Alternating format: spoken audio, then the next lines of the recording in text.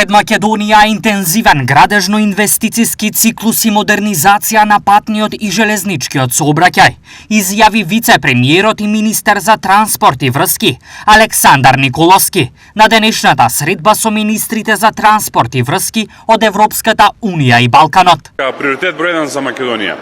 е изградба на брза пруга Скопје-Солун со 200 км на час, која што треба целосно да ја промени економијата на Македонија и која што треба Македонија да ја поврзе со главните пристаништа, а секако на север и со Централна Европа.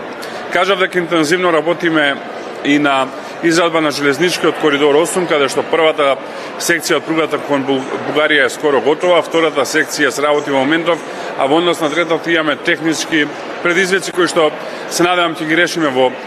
следниот период, како и предизвици во однос на проектирањето, а секако и сите оние други пречки кои што ги споменавме во период кој што беше пред нас, но се надевам дека ќе најдеме заеднички јазик со цел да немаме пруга која што завршува во тунел кој што не води никаде. Во однос на патната инфраструктура, Николовски потенцира: Но крајот на годината ќе имаме завршен Куманово-Крива Паланка експресен пат, како и завршен експресен пат